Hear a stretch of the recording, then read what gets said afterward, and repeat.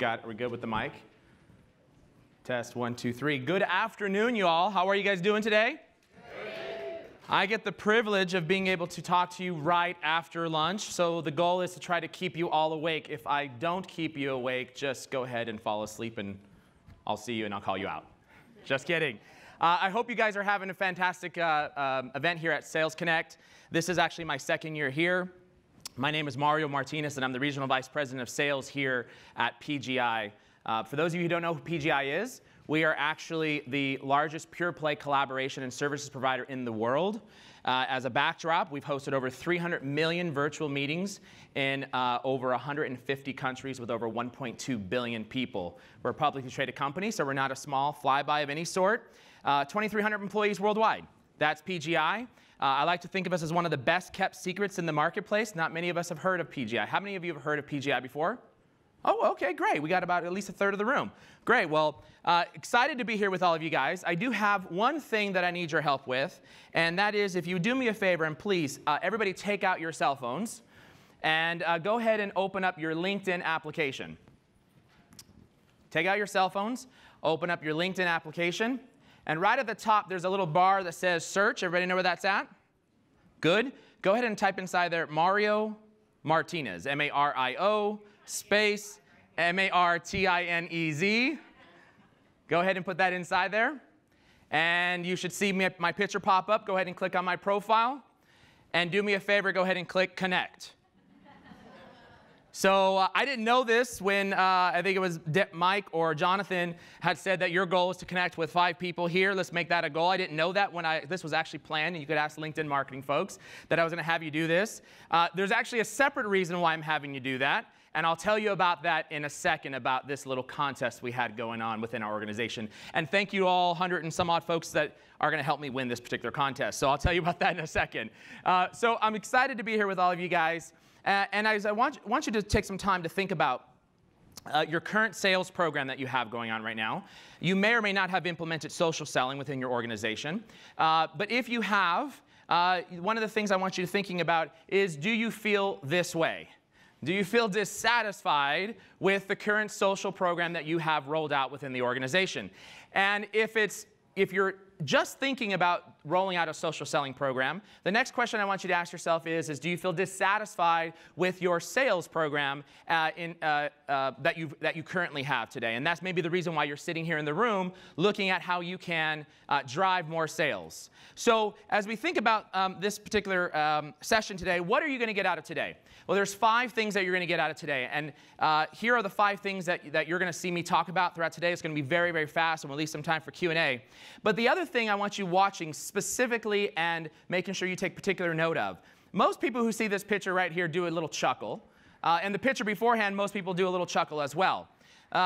And so all the imagery that we have in this presentation, all the videos, the music that you just heard, those are all things that we have used in our social selling program in the launch here in North America. We're the 4th region within PGI to do that, and I'm also the executive sponsor for that particular program.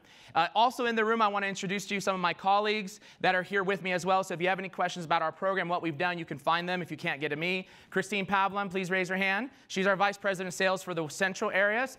Steve Valentine, raise your hand. He's our VP of Northeast. And our Vice President and General Manager over our Canada, Thomas Boutier, he is over here with us as well. So if you have any questions and you can't get to me, you can certainly talk to any of these folks here as well. So these are the things you're going to get out of today. Why we had the need to change within our own organization to adopt a social selling culture. The role of the executive sponsor. And we spent some time, I've talked one-on-one with a lot of you guys about what does this mean and how do you play in this role.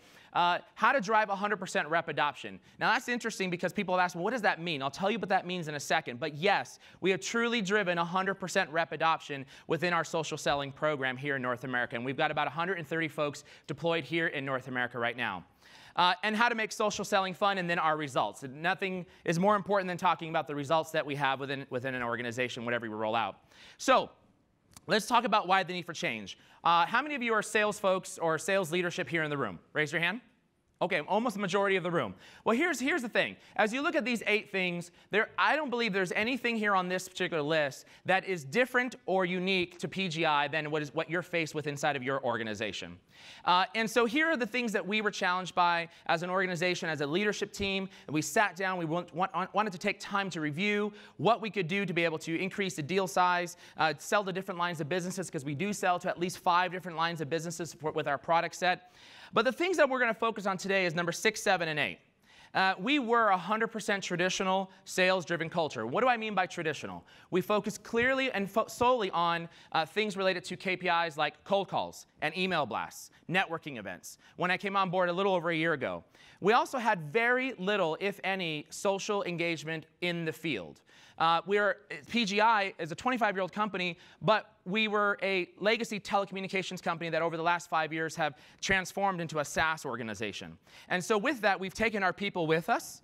And as a result of having these individuals with us, telecom sales folks, traditionally we're not used to looking to selling on social media and or using social media, especially with the teams that we had built up over the many years. And we have great tenure at our organization. So we had very little of that going on. And then we also, I mentioned to you a bunch of our stats earlier about the size of PGI. We're one of the best kept secrets in the marketplace. Given our size and our of PGI, the funny part is many people haven't heard of us. And that's okay. Here's the thing that we knew. We have competitors that are much larger in size. And they're not pure play collaboration providers. They're also equipment vendors as well. They've spent their time selling. They have 1,000 product SKUs versus our 10 product SKUs. And so what we knew is, as we compared us to our competitors, there was one thing we knew with 100% certainty. Our organization would never, ever outmarket or out-advertise some of these large competitors, right? And even though we only had 10 product SKUs, they had 1,000, and they had a much bigger spend in marketing and advertising. So what we did know, though, is that if we adopted a social selling culture, we could absolutely out-social sell our competitors. And we're seeing benefits, and we'll talk about that in just a second. And what we also knew we were at the point that we could no longer get caught with our pants down, right? We can no longer enter into an opportunity where individuals are not equipped with information that they need to be able to sell effectively inside of an organization. So let's talk a little bit about the role of the executive sponsor. And I want to tell you that we didn't wake up one day and say, let's launch Sales Navigator. And then all of a sudden, boom, we launched Sales Navigator and we've had massive success. No, that's not what happened. In fact, last year this same time, I was the only one from our organization that was attended Sales Connect. Here today, you've got 5 people that are sitting in the room from PGI that are my peer sales leaders that have now looked at this and said, wait a minute, we're actually having massive success through social and driving business. How do we now keep this going and keep the momentum moving? And so what we had to do when I came on board, I spent a lot of time talking to my peers, those folks who are here in the room, looking at how can we create some tactical social awareness program. It was foreign, it was new, it was different. We also, one of the things I did was our then VP of marketing, he actually owned the top most viewed profiles on LinkedIn for PGI with 2,300 employees. And I looked at him and I said, one day I said, you know what? Let's have a little competition, because he's all about social. Let's see who can get the most viewed profile, most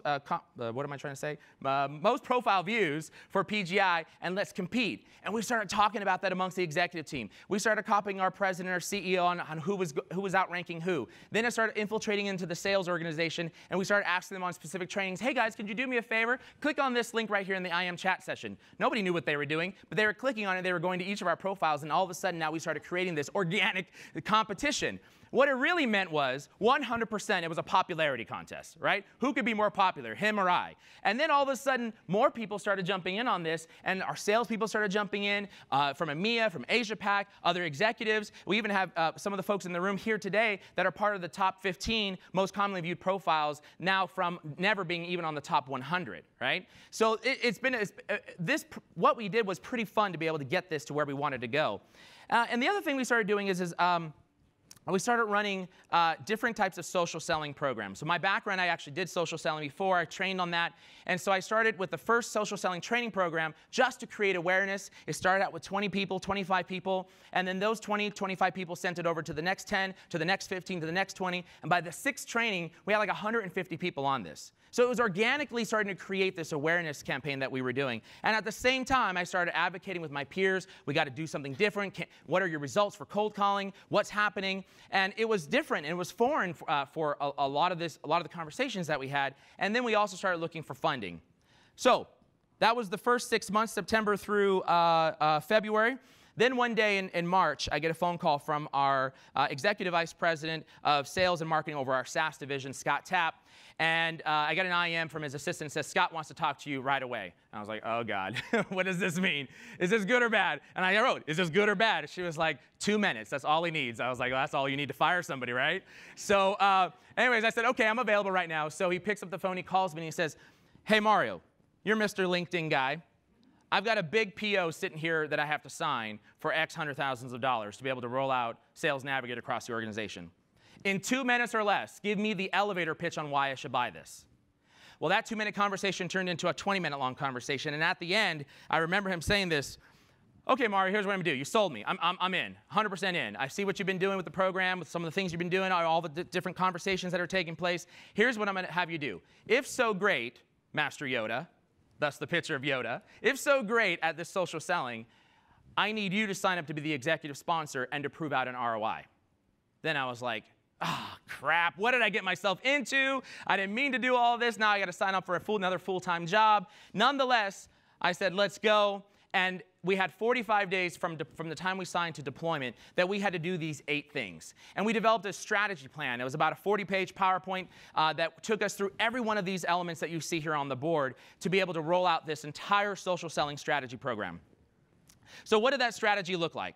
Well, here are 3 different phases, some of which we're currently involved in the phase right now. Phase 1, May to August. It was a definitive time frame of all the things we were going to do. We had to assemble all the resources from marketing to sales operations to sales training to sales enablement. And all of my peers across the country, we needed to be able to get everybody's buy-in that this is the strategy that we were going to roll forward with. And so the first phase was looking at how we can teach our folks to create a professional brand and find and connect with the right people. And we developed training associated with that to be able to roll that out. And I'll talk to you a little bit about the training. And I want to give you a temperature check as well. When we roll this out, I actually got a phone call from my very good friend here, Christine Pavlon, who's in the room with me. And she said, look, I'm all for this social selling thing. I just need to know, how much training are you really going to do and take these folks out of the field, right? And so I say that because Christine is one of our most successful sales leaders within the organization based upon selling on a traditional-based model. But it wasn't easy breezy. Right? We had to sell this to my fellow counterparts, be able to get them to adopt and think differently and accept what we were about to do. And or if we couldn't get them to accept, at least get them to ride along and see if we had progress. So that was phase 1. Phase 2, pardon me, was the August to November timeframe, which we're currently in. And that was teaching our reps how to engage with insights. So great. You're looking at people. You've saved them as a lead inside of Navigator. You're watching them on Twitter. So what? What do you do next? What do you say to them? How do you share valuable information? What's important to them? And so we took them through trainings, and I'll tell you another thing that we did as well to make this successful, and then teaching them how to build some of the strong relationships to be able to prospect. And then also what we knew is when we signed the contract, we knew that we were about to GA a product in the next 4 months and release it to the marketplace, a sales acceleration tool. And so in the strategy, we built in right from the very get-go phase 3, which is what we're currently in right now. And that is the use of video in your sales process. And so what we knew is that we were going to launch this product, and we needed to time all of the things we were doing with social to bring it together with the product that we were about to release to the market so that our reps were mature enough and ready to be able to utilize video technology inclusive with their social selling. And so we launched the product last month in September. And we're currently utilizing our own technology internally, and I'll show you about that in just a second as well. So you all want to know, drop the mic, how did you create 100% rep adoption? What did you do to do that, right? First, it was the sponsor. Second was develop a strategy. Next was look at how we put together a program that offered them a learning management center, right? And so here's what's important. You launch LinkedIn Sales Navigator. There is a learning center inside of Navigator, but guess what? It wasn't a way that I could drive people back to that learning management center or learning center and be able to see whether or not they were engaging with the content. More specifically, they didn't know through the learning center inside of Navigator how to customize specific content like an in-mail, or a message, or a referral request, and the value propositions that you wanted to give by business unit. So this is one of our own products that we sell to the marketplace called iMeet Central. And with iMeet Central, it's a workspace.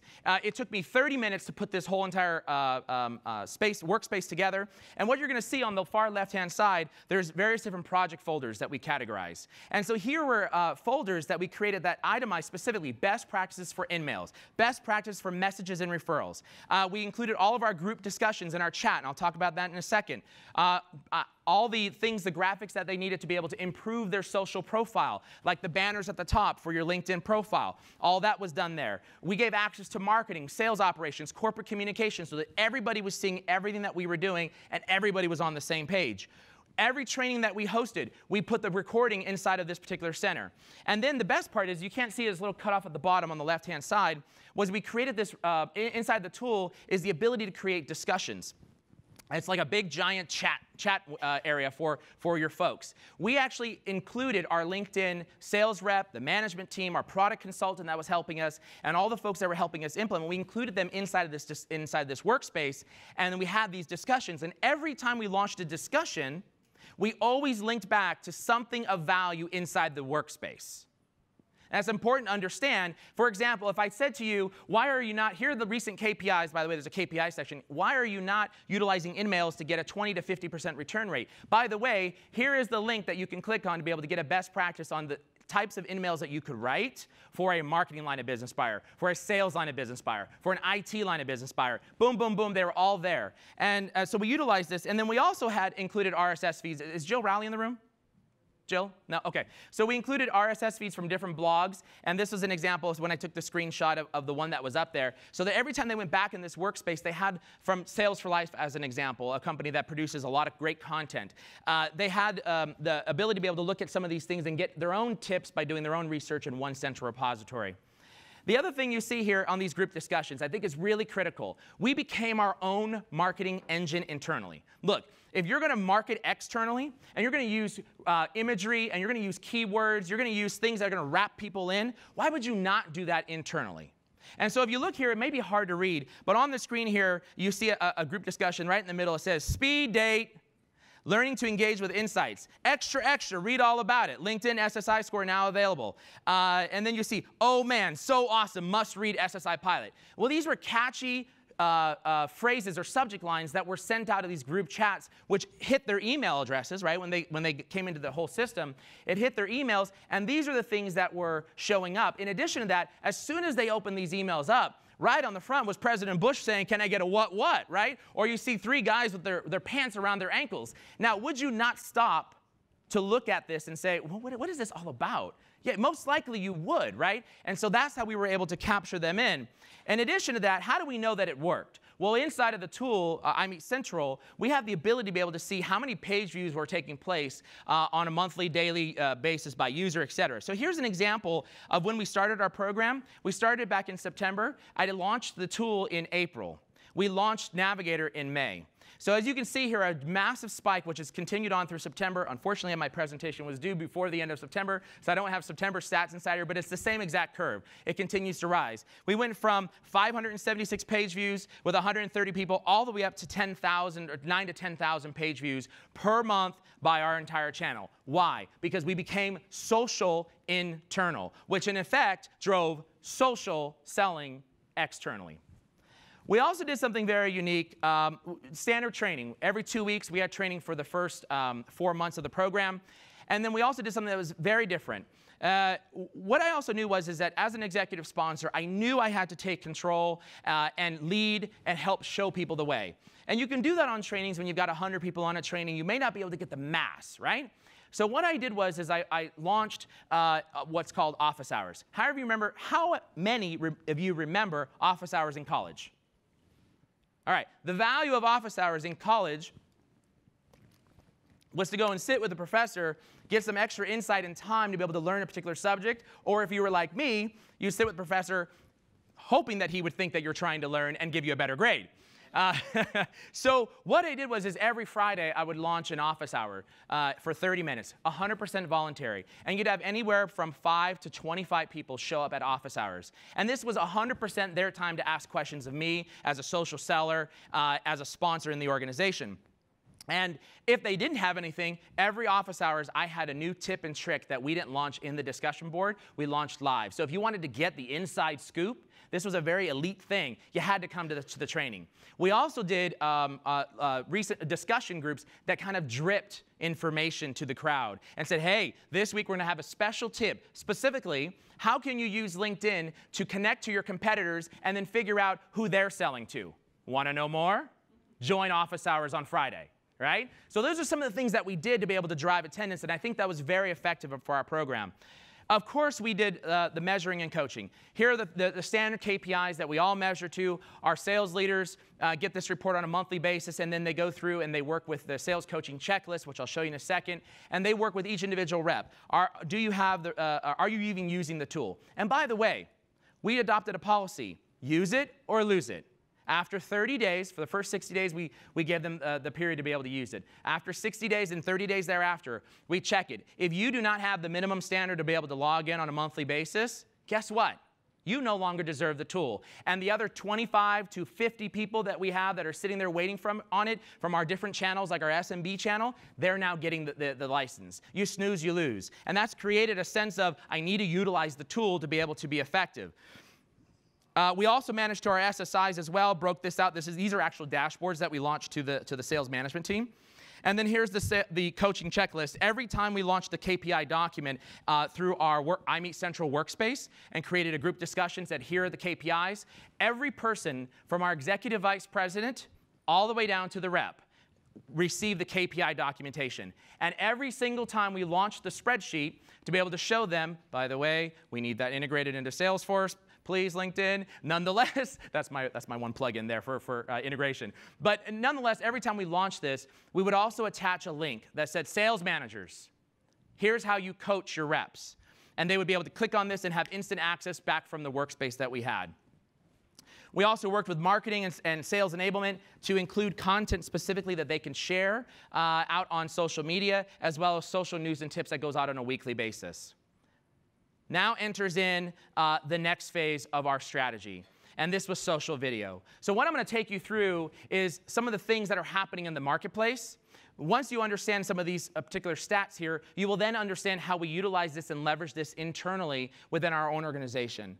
And so we knew, and the stats all show, that video is where it's at. How many of you have Facebook account? Okay. When you go to Facebook, does the video automatically play? Yes or yes? Yes or yes?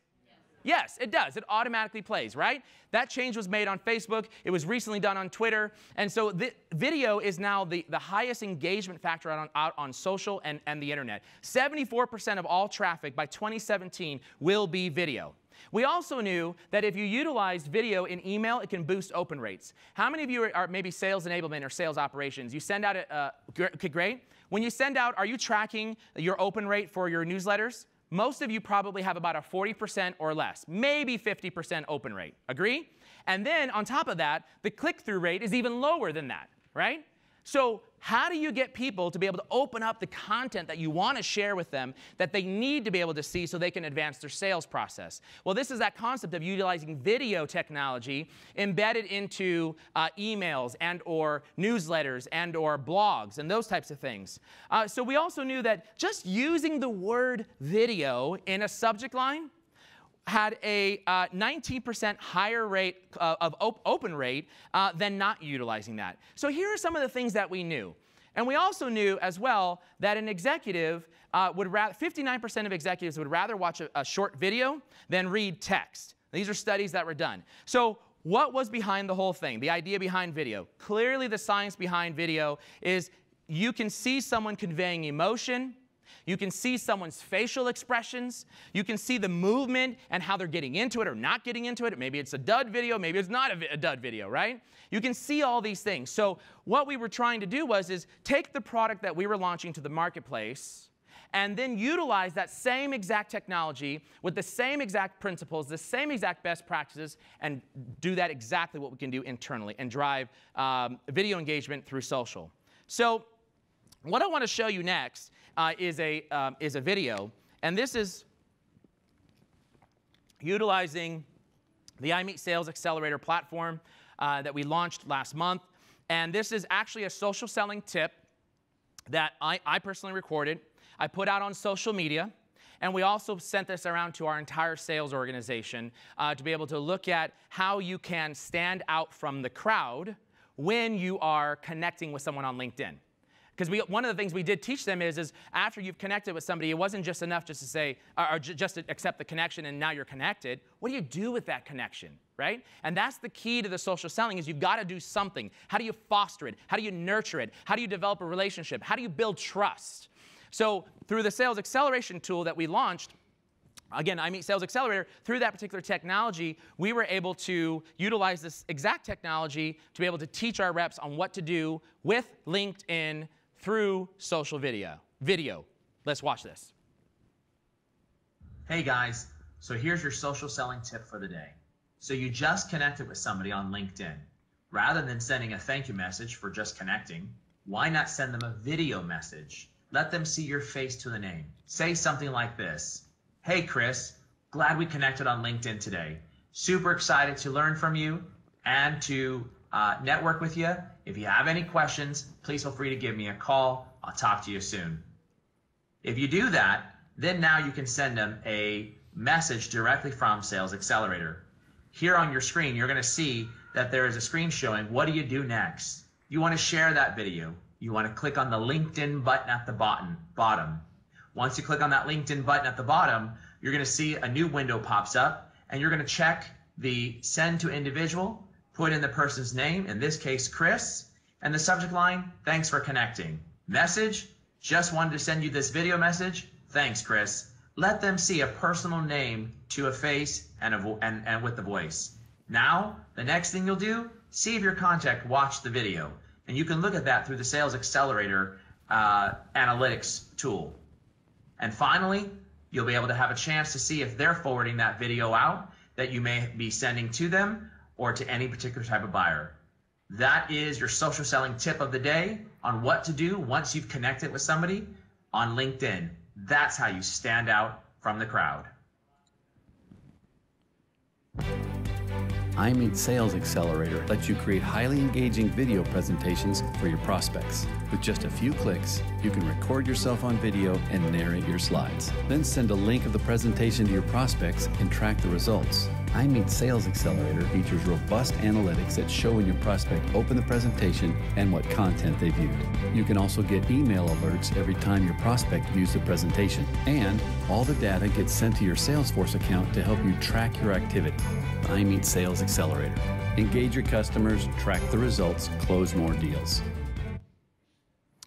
So that was the video that we actually sent out to our sales organization to teach them what to do after they connected with somebody on LinkedIn.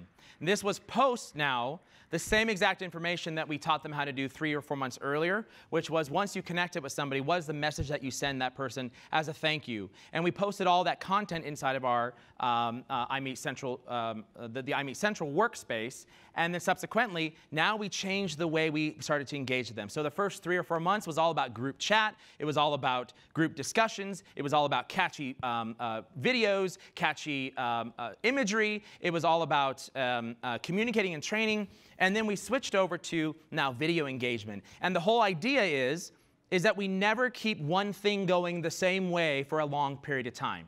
Change it up. And that's the idea. It's no different for those that are marketers in the room. You're not constantly doing the exact same type of content every single week, every single day, every single month. You're changing it up to be able to attract your buyers. Well, our buyers are our internal folks, our social sellers. And so this was an example of what we did to be able to help them learn how to stand out from the crowd. And subsequently, of course, it allowed them to be able to see how to utilize the product externally as well, because they all saw that it was published, and then everybody started sharing it across the organization. So the next thing that we want to talk to you about is how we made social fun. And this is an important aspect that I think I've spoken to a lot of leaders here in the audience, here at Sales Connect, and they're saying, well, you know, we rolled out social selling, we rolled out Sales Navigator, but we're not getting the rep adoption. It's just kind of like, yeah, it's just okay. Well, how do you make it fun?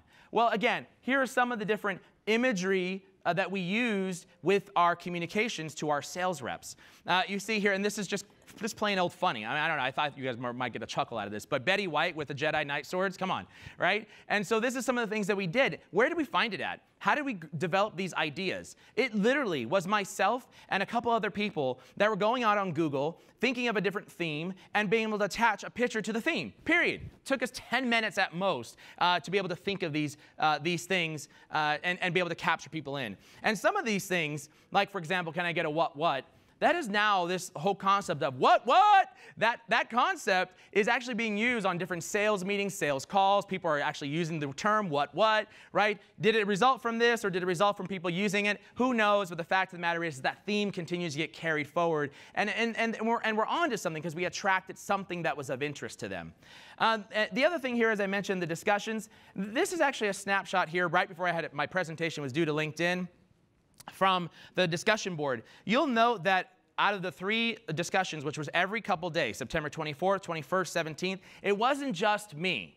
It was sales leaders or sales reps that were creating discussions about what was going on, something that they found, something that happened as a result of using iMeet Sales Accelerator. They closed 3 brand new deals that were completely stale in the pipeline because they couldn't get a hold of the guy or the gal for months. And they were sending emails, calling, phone calling, cold calling, trying to get this person, do the executive assistant, showing up to the door, but then they send a video message and all of a sudden the person responds and like, that's super cool, let's talk. That's very different, right? So these are some of the best practices that were contained inside here. And as the reps had them, since they knew that everybody in the world was copied on these group discussions, guess what they did? They educated and shared, but they knew that they were going to get, anybody? Recognition?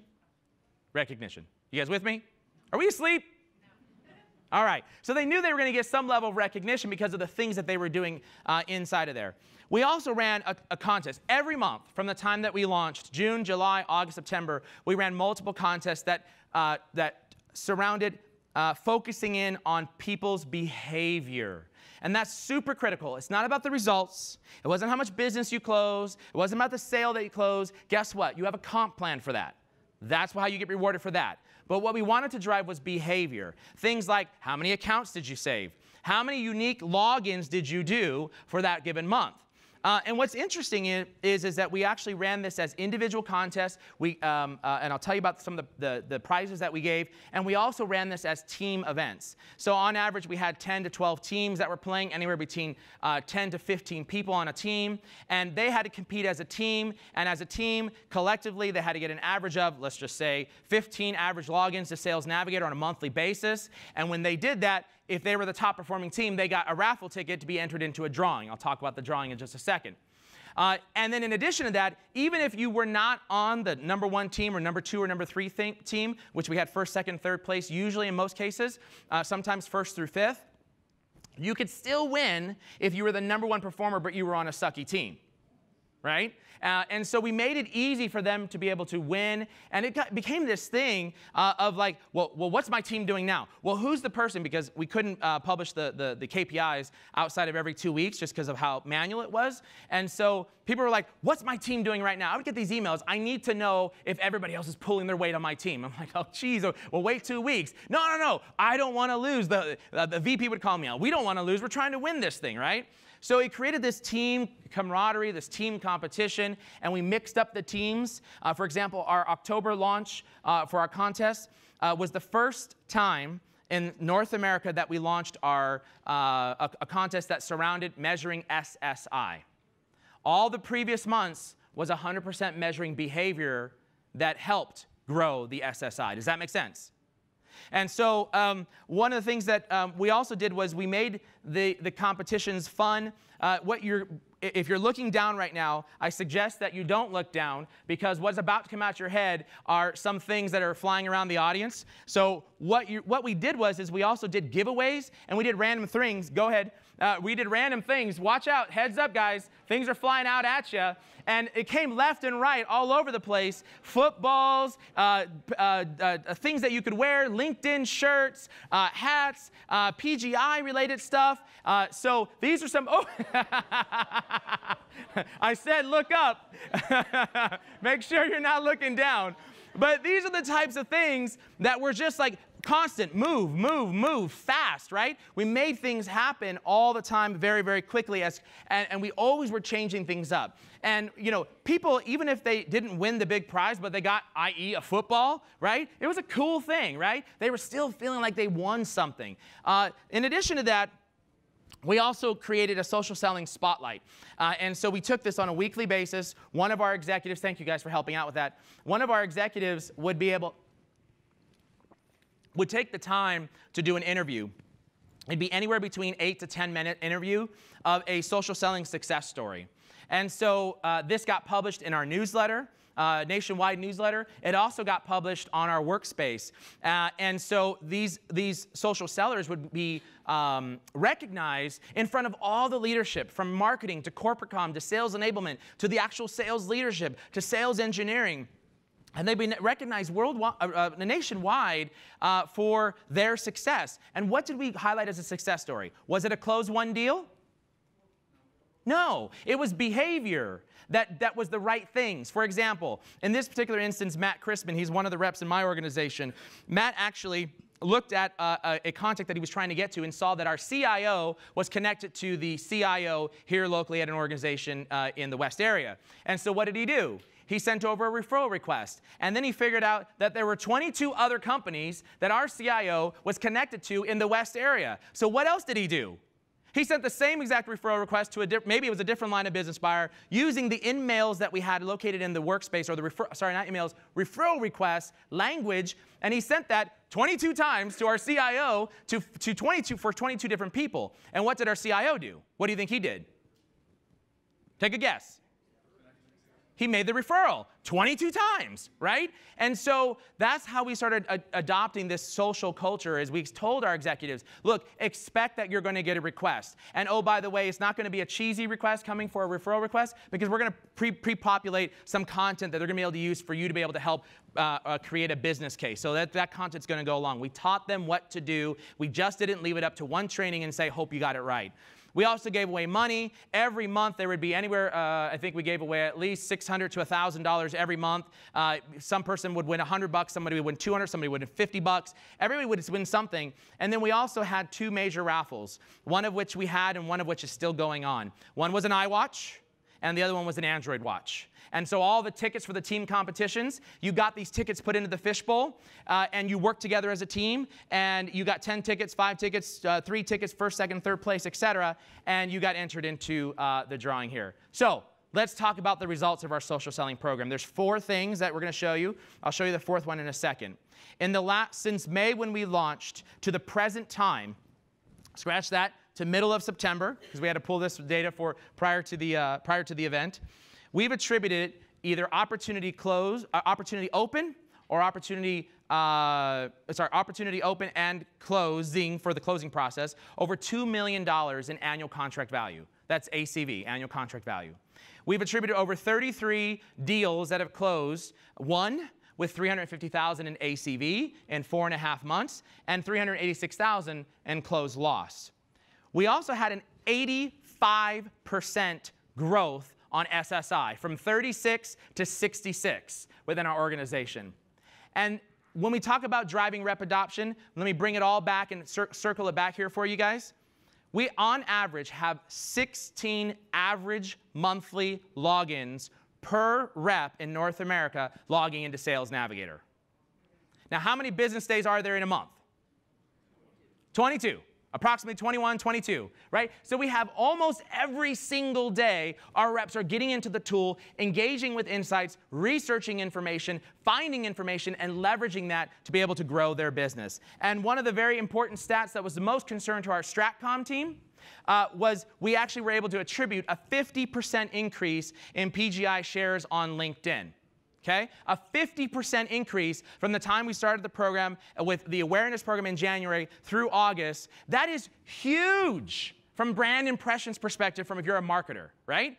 That is exactly the type of program that you wanted to launch. Now, we're going to make it better because some of the things that we're looking at now is launching like employee advocacy applications, like from rFactor or from Everyone Social. These are some of the tools that we're considering that we are going to be able to roll something out as a nationwide or even a worldwide program that will allow our folks to be able to easily share information on Twitter and LinkedIn, which are the two platforms from a B2B selling perspective. And so those are the things that we're looking at doing as part of our next phase because we're seeing all this great stuff happening. Imagine this, if you're a marketer. We were able to see a 50% increase on brand impressions, likes, and shares on LinkedIn by not having an employee advocacy application like an rFactor as an example, right?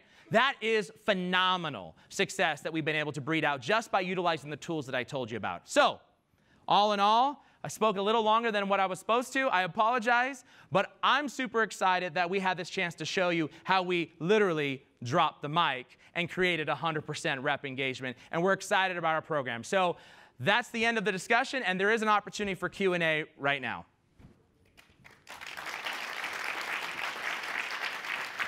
There's a mic in the center of the room. Feel free to line up and go ahead and line up for the mic, please. Hey, is this thing on? Hey, great, thank you. So I've only got about 280 questions here, so I'll pick the one most relevant to the discussion point and try to find you guys afterwards for some of the other stuff. With regards to one of your first slides, it talked about the personal branding versus professional branding versus a resume personally, which I get. And as a company, I get it. As an individual user, obviously the Sales Navigator license you own, you're paying for it. The LinkedIn page is mine. So did you have to battle that much with these guys? Because it's, well, this is my LinkedIn page, so I'll just keep my free account and you can keep your license because eventually I'm going to need another job anyway, sort of thing, you know, right? How did you deal with that? Because at the end of the day, it is their LinkedIn page. Yeah, great question. So the answer to that question is first off, we had no problem whatsoever. Because here's what reps knew. In the first sets of trainings, we had to get them to buy off on the concept that, guess what? 60% of the process, of the sales process, of the education process, is already done prior to a customer calling you, right? And in some stats, they're actually showing it's 80%. I'll subscribe to the 60%. That having been said, if they hit your profile and you look like you're out looking for a job, are they interested in buying from you, yes or no? Right? And that was a very simple discussion. And then what we did is we actually launched the banner graphics for them right up front so they could have something that was like, ooh, cool, new, right? You know, salespeople, ooh, cool, right? So they put that on their profile page. And then we also built, if you actually go to my profile, and you read my summary, and you read my PGI work section, you'll see, if you go around and looking at other PGI reps, that a bunch of people have taken in either A, mirrored, or B, slightly modified. So we made it very easy for them to be able to reach their intended buyer. We also provided them the keywords that were important to our industry: webcasting, web conferencing, audio conferencing, those types of things, to be able to make it easier so they can put those keywords in the right sections, so that when someone looked for a web conferencing provider in Chicago, as an example, Christine would pop up, or anybody on her team would pop up on LinkedIn. Does that make sense? Thanks. This is a pretty similar question to what he had. You were saying use or lose, and again, with having it be your own private LinkedIn page, how did you handle any reps that didn't want to opt in? You talked about that a little bit, but we come from a sales culture where there's younger people, older people, that's the fact. Social is much more prevalent with the younger crowd than it is with an older crowd. How do you handle the objections from the older crowd? Good question. So ours was a little bit easier because most of our employees were expensing back the $49.99 for the premium LinkedIn account. And we told them, you will not be able to expense this back if you are allocated a license. And oh, by the way, if you lose your LinkedIn Sales Navigator license because of you not performing, you're still not going to be able to expense back your $49.99. So that instantly drove a change in the culture to be able to drive that, to drive towards usage. And as regards to when I assume you say older, you're talking about the more tenured, maybe the Gen Y, Gen Y and baby boomers. We still have some of those folks on our team. Good example is I have a baby boomer on my team, and she makes 600 phone calls a month, and she gets 35 new logo appointments. She grew up being trained on how to have a phone voice and how to wrap people in. I also have the millennial on my team who has not been trained in that effective cold calling technique, and majority of our folks don't like to make 600 phone calls, but she does, right? So he's utilizing social selling to get 35 appointments. So you had to highlight both things, and then when the baby boomers, for example, this individual I'm thinking of, even though she did the cold calling, she never got on the phone call without utilizing LinkedIn to figure out what more could I find out from an insight perspective to help me build a relationship with the person I'm about to sell to. So whether you use it in advance of the prospecting call or middle or end, we didn't care as long as you use the tool to help you advance the sales process. But they weren't afraid of people stealing their relationships, even though you have to still go through the person who owns that relationship. They weren't worried about people going and connecting just for the sake of connecting. I don't think that was a concern. Not from everybody's saying no. No, okay. I don't think that was a concern for us. Okay, cool, thanks. All right, my question is about the profile of the sellers themselves. So are your reps all inside sellers? Are they outside sellers? How does that work? Great question. So on one of those KPI slides, you'll see that we actually have one of our groups is our EBR team. We also have a pure acquisition team. We also have a pure large base account management and a small base account management. And partner, yeah, thank you. And our partner, reseller, and agent channel. So no, we rolled it out across all of North America to all of those different channels that I mentioned to you. Got it. So, I will tell you this, for our EBR team, 99% of all their leads are sourced through Sales Navigator. Wow, okay. Got it. So are you seeing more success with like large enterprise customers through social selling? Are you seeing it more on the SMB side of the space? Do you guys even look at that? Good question. We are segmenting from a ROI standpoint. We are segmenting just pure dollars. At this point in time, we have a couple of groups that we're breaking out how much revenue attribution is being given towards an individual group. I can't say that we have articulated it down to what group is having the most success. No, we have not got into that level of detail. And quite frankly, I don't think any of our leaders is asking for that. I mean, we have acquisition leaders and alike in the room here. I think everybody's seeing success. I mean, the whole crowd is moving along. Good, thank you. Do we have time for one more question, Julia?